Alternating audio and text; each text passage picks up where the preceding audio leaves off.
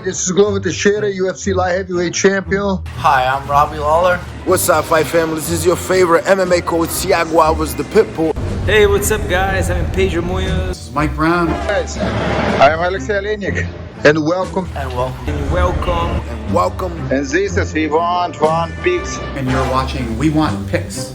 To We Want Picks. We Want Picks. To We Want Picks. To We Want Picks. Hi everybody from American Top Picks.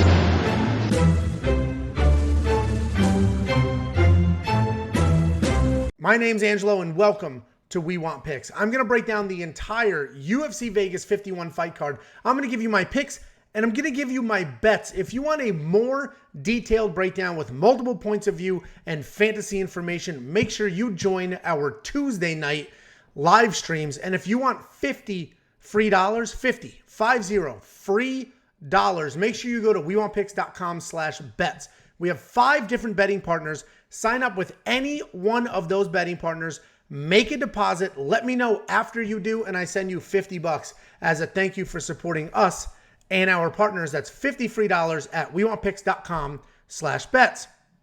And this breakdown is brought to you by EarnU. EarnU is the world's first sports and esports prediction game, allowing you to earn crypto risk-free. Check it out now at earnu.io.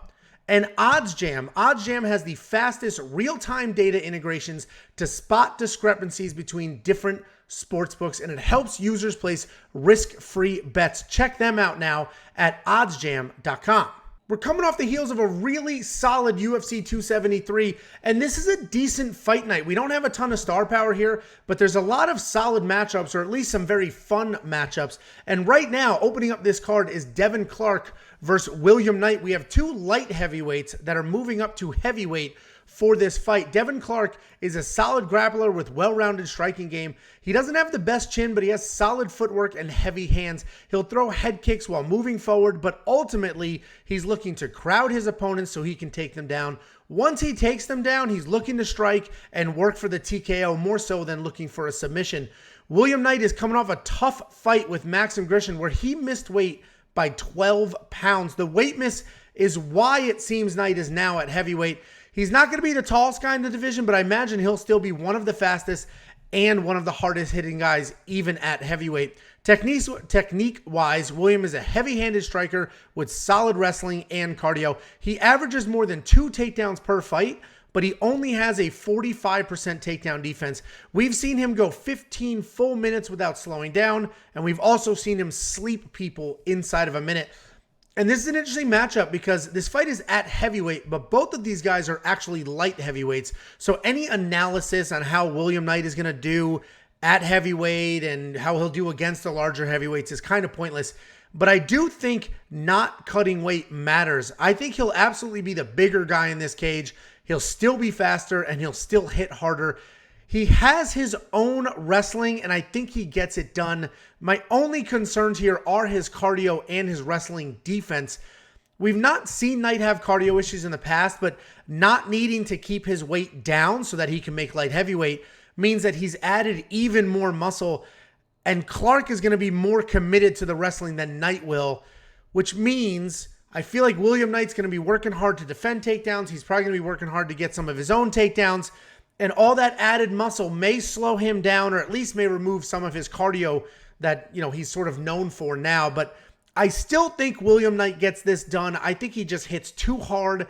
His cardio should be good enough, and I guess we'll really see how well it holds up with the extra weight. But I think he hits too hard. I think he also has his own wrestling, even though Devin Clark is a grappler. So I think William Knight gets it done and sort of redeems himself from that embarrassing weight miss a few months ago. Then we've got Trey Ogden taking on Jordan Leavitt. Trey Ogden is an athletic grappler with solid takedowns and decent power in his hands. He is absolutely a grappler, but if you run through his tape, you'll see that even if he's winning by submission, he's dropping his opponents with strikes and then snatching up a neck or something like that. So it's not just traditional takedowns to get it there. He has dropped people and has some actual power. His takedowns are really well timed, and he does an excellent job of lowering his level and shooting blast doubles at his opponents.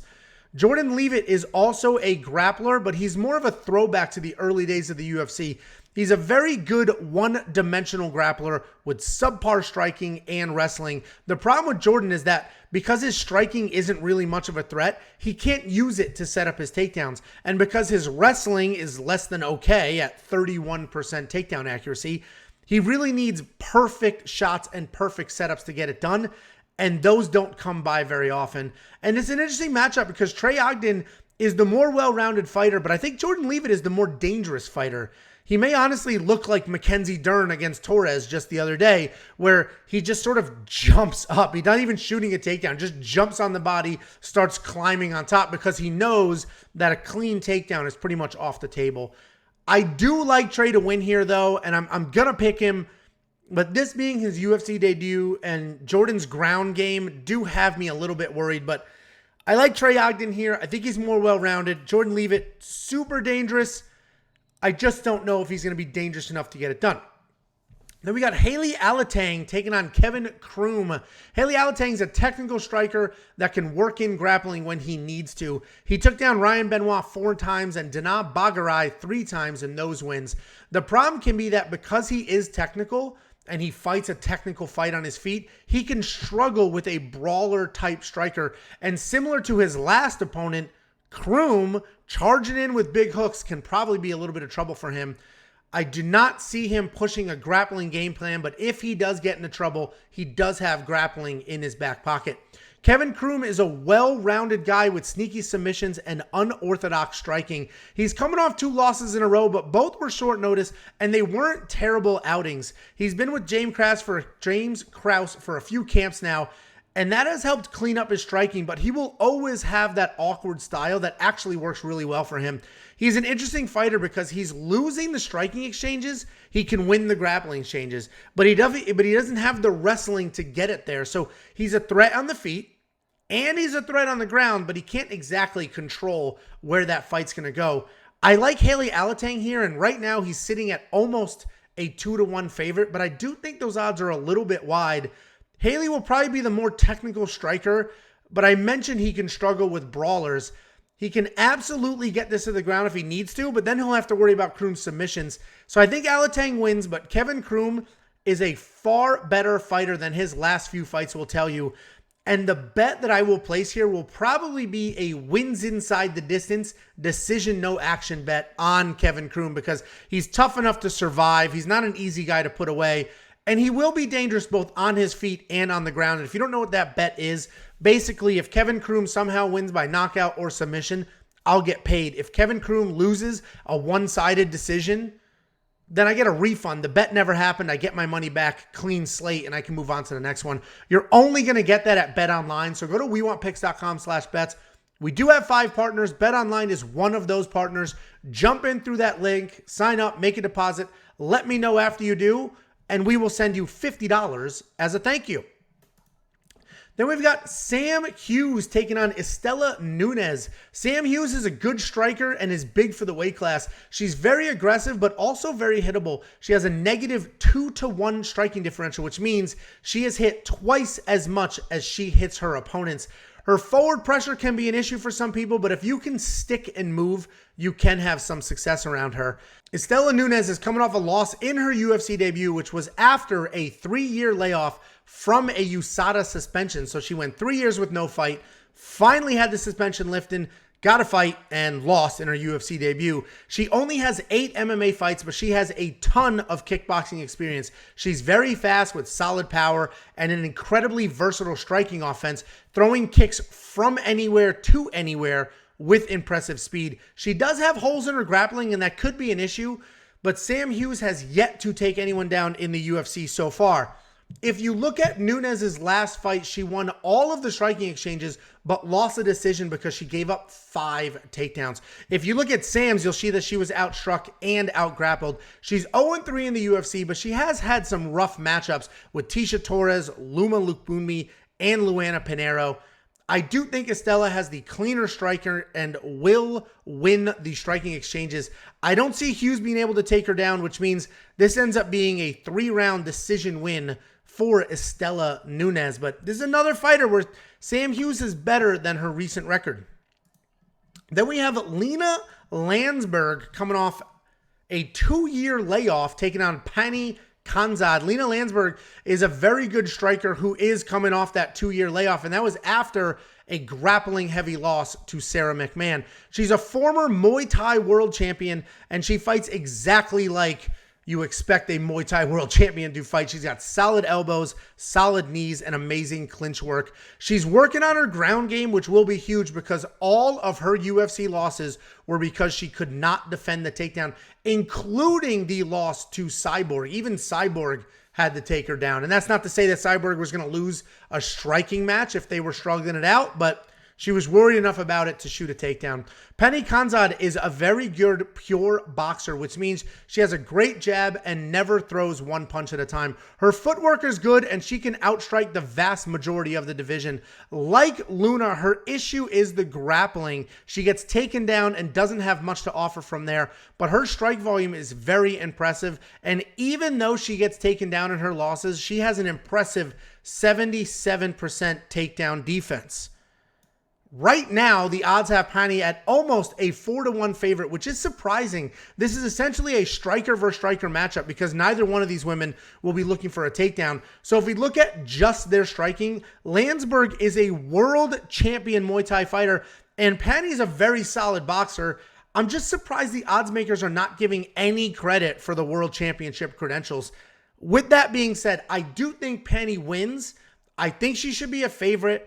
And I think she can do it because she just has to stick and move for 15 minutes. Because if she allows any clinch work at all, I do see her being in some trouble. But again, it's striker versus striker, and Lina Lansberg is a world champion Muay Thai fighter. So Pannie Kianzad's going to have to be minding her P's and Q's and not sticking around in one place for too long. And we've got the return of Chris Barnett, and he's taking on Martin Buday.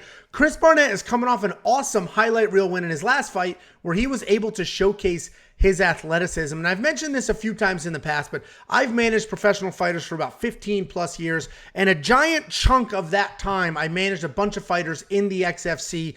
I had Parker Porter, Nick Newell, Mariana Kafetz, Ryan Quinn. And Chris Barnett was also in the XFC. I didn't manage him, but I spent quite a bit of time with him at events, in locker rooms, things like that. And he is everything he seems like he is. That dude could not be cooler, could not be nicer. Funny guy, awesome, ton of fun to hang out with, and just a really good guy. And the knock on him back then was just that he's so athletic and he's so talented, but doesn't put in the time. Just didn't put in the time, didn't put in the effort. But he seems to be taking his career much more seriously now. That was evident in his last win. That was evident in the win streak he had before he took the Ben Rothwell fight in short notice. So Chris Barnett, if you look at his career, there are some ups and downs there, but this does feel to be a upswing with a little more care and dedication aimed at his career. And he doesn't look like it, but he's a very athletic and a shockingly dynamic guy. Chris has very real power, and he will manage to land strikes on everybody, even though he is always the shorter guy with the shorter reach. And I honestly think that, I just mentioned it, that he's taking his career far more seriously, and I think the results are starting to show themselves. Ridiculously athletic guy. We saw it with the backflip. We saw it with the spinning wheel kick.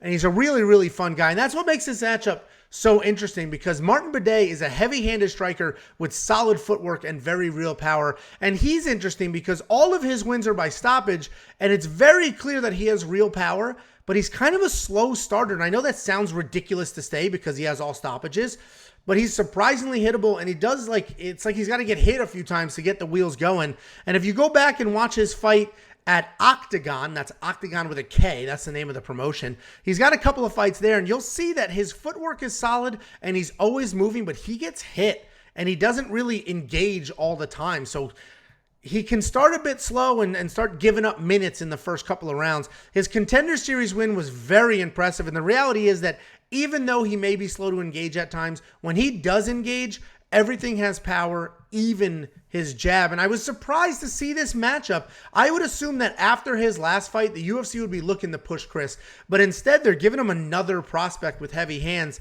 And this is an interesting fight because I think Chris will be the faster, more athletic, and more dynamic fighter, where Buday will have the power and technical striking advantage. Chris is coming off an awesome knockout over John Vellante, but he was a step behind most of that fight. And until landing that wild spinning back kick to win, it was looking like he might be on the wrong side of a striking heavy decision. I honestly don't know what to do here. Buday's power is scary, but Chris's athleticism can absolutely get him for the win. But for right now, I'm going to side with the power and the bookies. But I'm going to be watching everything closely, and I might live bet this fight if Chris is starting to get ahead on the strikes. If Martin Buday takes his time, doesn't engage the way he should, and Chris starts to loosen up and let his hands fly, he may be a great live bet situation. Then we got Rafa Garcia taking on Jesse Ronson. Rafa Garcia is a good grappler with heavy hands and pretty weak cardio. He is an absolute dog when he fights, and even when he's completely gassed, he's still pushing and still chasing the knockout. He's very dangerous, and even though he's a grappler with 7 submission wins, he has legit power in his hands, and many of those submissions were set up from his strikes. Jesse Ronson is listed as coming off a no contest over Nicholas Dalby, but he actually won that fight by rear naked choke, and the win was overturned because of a banned substance flag by USADA. He maintains that it was tainted supplements, but he was suspended nonetheless. Technique-wise, he's a busy striker with sneaky power and solid takedown defense. Even though he's a striker who prefers to strike, he has solid offensive BJJ and has a lot of success snatching things up in scrambles. When I break down fights, I watch tape on both guys. I check my notes from the previous times they fought. Then I make adjustments based on their recent performances, and I go from there. After all of that, I check the odds just to see, am I way off base? Am I not? Did I pick the favorite? I'd like to see where I ended up after I take my notes and do my breakdown. And the odds here surprise me because Rafa Garcia is only a slight favorite. I expected him to be a minus 300 favorite or something like that because he has way more power in his hands. He has much better ground game. And outside of the cardio, I think he's much more dangerous everywhere. Jesse may be the more technical striker, but he has had chin issues, and Rafa hits like a truck for this weight class, which is even more concerning because Jesse should be at lightweight. So this is a clear pick for me. I love Rafa Garcia here, and I'm going to throw a money line bet on him before this line moves because, frankly, I'm loving him at the minus 120 price point. Then we've got Drakkar Klose coming back after a 2-year layoff to take on Brandon Jenkins. Drakkar Klose, it's been a 2-year layoff, but he was scheduled to fight Jeremy Stephens a few months ago until he was shoved at the weigh-ins. He got hurt, and that fight was canceled. Style-wise, Drakkar is a very good wrestler who developed striking as well. He was a state champion wrestler in high school who uses his wrestling offense, but he does have some issues defending takedowns at times. He has solid boxing with power and speed. Brandon Jenkins is coming off a short notice loss in his UFC debut. For the most part, he's a kill or be killed kind of fighter who's willing to put himself in harm's way to chase a stoppage. His nickname is the human highlight reel because he fights at 100% and is always looking for a finish. He's a diverse striker who is busy with both kicks and punches. He pressures forward while continuously changing stances and level. He's a big guy and he uses his size pretty well. Drakkar Klose is a solid prospect who the UFC hasn't had the chance to push yet, and I think this is their attempt to get him going. I think Drakkar's power, wrestling, and cardio should be enough for him to finish Brandon Jenkins. But when you have someone as all in as Jenkins and a matchup with somebody coming off a 2-year layoff, it's hard to justify the 4-1 odds for Klose. So I do think Drakkar wins. I'm picking him here, but I probably won't bet this because of Drakkar's time off, and we just don't know how somebody's going to look after a 2-year layoff.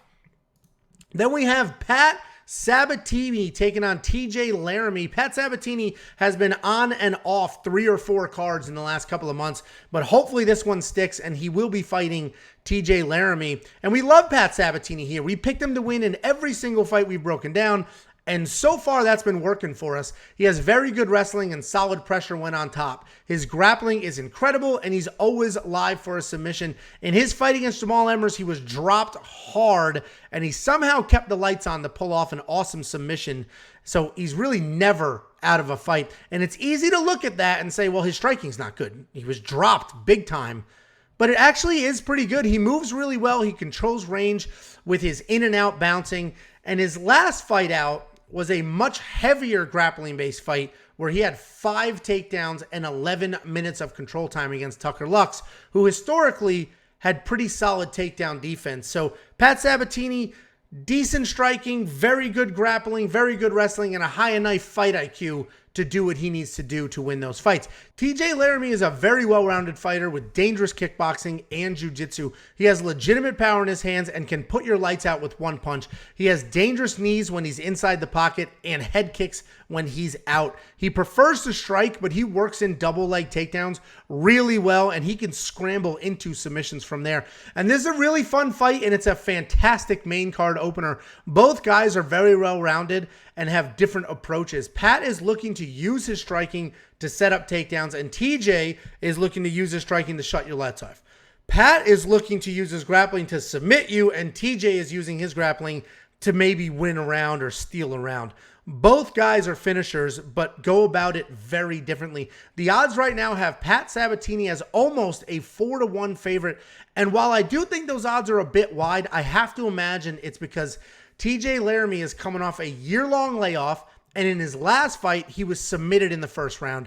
I will continue to ride the Pat Sabatini train because his grappling is outstanding, and I think his striking is technical enough to avoid the big shots from Laramie. But TJ is much more live than a 4-1 dog. Then we've got Andre Fialho taking on Miguel Baeza. Andre Fialho is a striker with a nice double jab, heavy leg kicks, and solid takedowns when he needs them. He has legitimate power in his hands, but I would say his kicks are his biggest asset. He will kick your legs, your body, and your head. He'll mix up inside and outside leg kicks, and he uses them really well. His issue, though, is his defense needs work. Michel Pereira doubled his strikes in his last fight, and before his run in the UFC, Chris Curtis dropped him multiple times, hit him with every single jab, and every single straight punch that went his way. Miguel Baeza is a very good technical striker with solid BJJ. He's coming off 2 losses in a row, but he's making improvements and has solid fight IQ. He does a really good job using kicks to take away his opponent's legs and wear them down, wears down their cardio, and really rips into the lower body. He's very tough, but he does have some chin issues. Chaos Williams was the first person to actually KO him, but we have seen him rocked in the past. And it's easy to look at that Chaos Williams versus Miguel Baeza fight and assume Baeza was just dominated, but he actually had a lot of success in that fight. He was very dangerous on the ground. He landed a lot of really nice shots as well. He looked very good leading up to that loss. The same can be said about Fialho. While I think he was essentially dominated by Pereira, the point is he's much better than that one fight. He has an incredible chin and solid power, and this should be a really fun fight and could be fireworks on the feet, but I do think Baeza's more technical striking and fantastic grappling will be the difference here. So Baeza's the pick, but he needs to avoid the big power of Fialho in this fight. Then we move on to Mayra Bueno Silva taking on Yanan Wu. Mayra Bueno Silva is a pretty good striker with solid power and good kicks. She likes charging forward and throwing from there. She's a very good grappler, and if she does get picked apart on her feet, she can look to grapple. The problem is she doesn't have very good wrestling, so even if she wants to get to the ground to grapple, it's a little bit tricky. But if she does get there, she's very skilled and can make something happen. Yanan Wu is a very good Muay Thai striker who has grappling if she needs it as well. She moves well and has good volume. She doesn't have a ton of power, but she has the footwork, cardio, and enough technical skills to outstrike and out-decision the unranked women in this division. And Mayra Bueno Silva is a name that we say a lot on this show. She's only 3-3 in the UFC, but all 3 of her losses have held up really well and are against legitimate contenders. She lost wrestling match to Montana De La Rossi, Marina Moroz, and Manon Ferro. It seems like the UFC is using her to test prospects and see how good they actually are or are not. And I think she will be the final nail in the coffin that is Yanan Wu's UFC career. I see Silva winning a pretty straightforward decision with success on her feet and on the ground if it happens to get there. So pretty straightforward pick for me, Mayra Bueno Silva.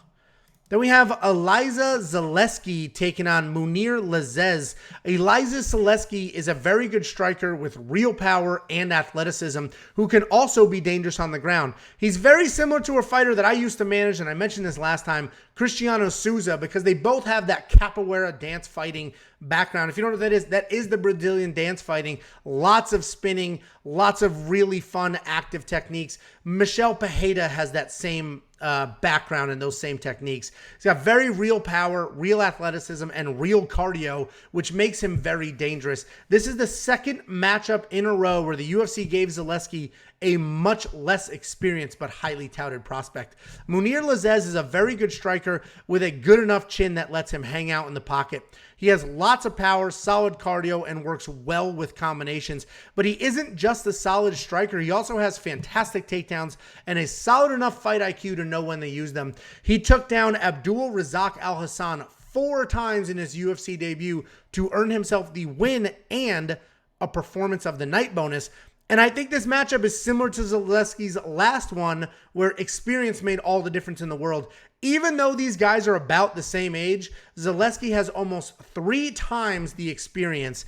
I think that experience, coupled with his cardio, power, and unorthodox striking, give him the edge here. Lazez is very good and is one of the more live underdogs on this card, but I do like Zaleski to dance fight his way to victory. Then we have a very interesting co-main event. Both of these guys coming off Contender Series wins. Neither one of them, official UFC fighters outside of the Contender Series just yet. And neither one of them have much of a name, but this is a pretty fun fight. We've got Kyle Baral taking on Gadzi Omar Gadziev. Tricky names, guys. I'm working on the name pronunciations. Somebody always comments how I said it wrong and they write it out phonetically. I'm breaking down 28 fighters a week. I'm going to tongue tie myself on a few of these names, especially the ones that have more consonants than vowels. I'm sorry. It is what it is, but Kyle Baral is a very slick grappler with solid submissions and well-timed takedowns. He has a long stance and very loose feet. Then he explodes into double legs for the takedown. When he hits the ground, it's clear that he's an accomplished grappler, and you can just tell that with how he moves and how he controls on top. He has belts in both judo and jiu-jitsu, and he uses all of those techniques in his fights. He has an awesome head kick combo on the Contender Series that led to a stoppage, but outside of that fight, I'd argue that his striking could use some work. So don't just go off his most recent Contender Series win and think he's a nasty striker. He's obviously a very talented guy. He's a well-rounded guy. He does have striking, but he is definitely a grappler, and his striking in other fights needed a little bit of work. Gadzi Omar Gadziev is a very well-rounded guy, but predominantly a wrestler.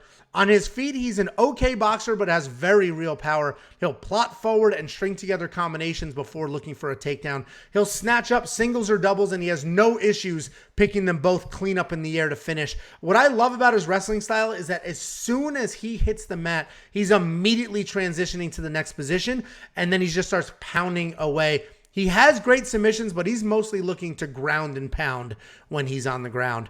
He has plenty of cardio despite most of his wins being stoppages. And this is a battle of the middleweight prospects. Both of these guys look to have bright futures, and I'm very surprised the UFC is matching them up this early in their UFC careers. The middleweight division is sort of turning out to be one of the tougher divisions, and this fight is only going to complicate things for the future of that division.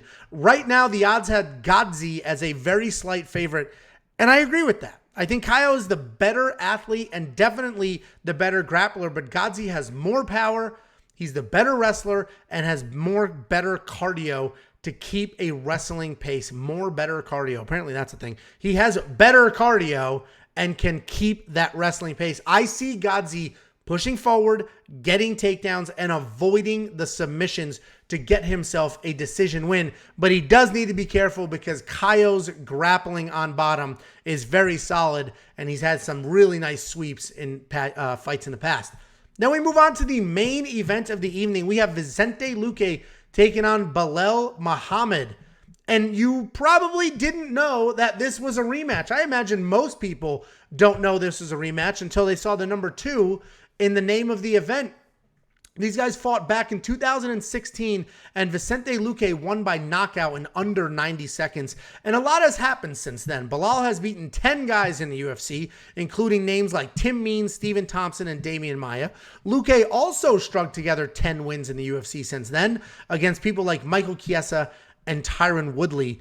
Vicente Luque is pretty good everywhere. He has power in his hands, solid wrestling defense, and fantastic submissions if it gets to the ground. At the end of the day, he is a striker, though, and he's looking to bang it out on his feet. His 64% takedown defense may seem low, but he has only been taken down 4 times since 2017, and he won every single one of those fights by stoppage.